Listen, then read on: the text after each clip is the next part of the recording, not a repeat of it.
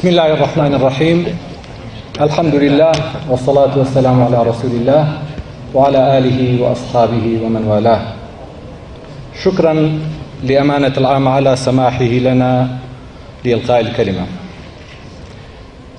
إخواني الأعزاء، أخواتي الكرام، أولا أنا أستطيع أن ألقي كلمتي إلى حضراتكم باللغة العربية أو الفارسية، ولكن أحببت أن أتكلم باللغة الكردية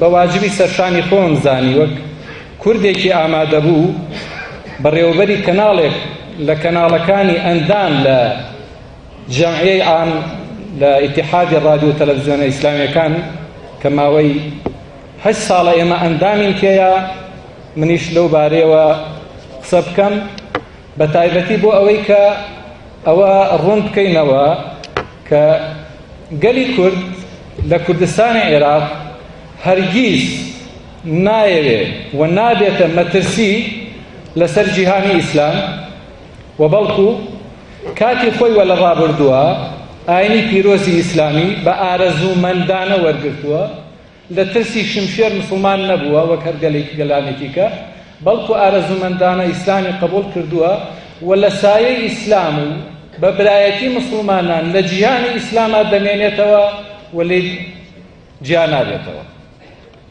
بەڵام دەبێ هەموو لایەک بزانن گەلی کورد وەک هەر گەلێکی کە خوای گەورە لەسەر ئەرزی خۆی دروستی کردووە و تموح و مەبەستی بە هیچ خاکی هیچ گەلێکی کەمیە و ناوێ زۆر مستەم لە هیچ لایەکە، بەڵام دەیەوێ ئەو مافەی کە خوای گەورە بە هەر گەلێکی داوە لەسەر ئەرز و خاکی خۆی ئازادانە و سەربەستانە بژی.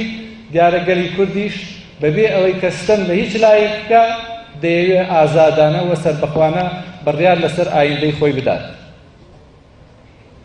و گەلی کورد تا ئەو کاتەی گەلانی پابند بە ئاینی پیرۆزی ئیسلامەوە پابند بوون بە ئاینی پیرۆزی ئیسلامە و لە ژێر سایی ئاینی پیرۆزی ئیسلامە دەژیان، گەلی کوردیش بیری لەوە نەکردوێتەوە کە ئەویش نەتەوەیەکە و داوای سەربەخۆیی بکە. بەڵام کاتێک کە زانی هەموو نەتەوەکان بە تایبەتی بەلایەنمان لە عەرەب زیاد لە 24 دەوڵەتیان هەیە، گەلانی کەش خاوەنی دەوڵەتی خۆیانن، بەڵکو هەمووشیان ئیسفادەیان لە ئاینی پیرۆزی ئیسلام کرد کە ببنە خاوەنی دەوڵەت. پێم وایە گەلی کوردیش ئەو مافەی هەیە. بۆ ئێمە جێگەی سەرسوڵمانە بەداخەوە برایانمان بە تایبەتی برایانی عەرەبمان بۆ دەترسن ئەگەر گەلی کورد کیانێکی هەبوو ئیسرائیلی دووەم دەردەچێت، بۆ پێناسەی ناکەن بە فەڵەستینی دووەم. مەگەر لە سەدەکانی ڕابردووە لە کاتی کە ئیسرائیل خاکی ئیسلام و مسلمانانی داگیر کرد، کوردەکان نەبوون شان بە شانی عەرەبەکان لە ساڵانی 60 و 70کانە ڕوبەڕووی هێزی داگیرکەری ئیسرائیل بوونەوە تا ئێستاش جەنازە و لاشە و تەرمی شەهیدەکانمان لە بەرزایەکانی جۆڵان و فەڵەستینە ماونەتەوە. ئەوەی کە ئێستا باسی دەکرێت لە باسی ئیستیفتا و ڕیفراندۆم، تەنها مەوزوع لە ئیستیفتا و ڕیفراندۆمە، باسی جیابوونەوەی نەکردووە تا ئەو کاتێک کە حەقی خۆی پێ بدرێ و لە عێراقا نەبێتە هاوڵاتی دەرەجە دوو و لە حکوومەتی عێراقا بەشدار بێ، بێگومان بە مافی خۆشی دەزانێ وەکو چۆن برایانمان لە عەرەبی سونە لە عەرەبی شیعە لە حکوومەتی عێراقا وجودیان هەیە و دەسەڵاتیان هەیە، کوردەکانیش دەسەڵاتیان هەبێ.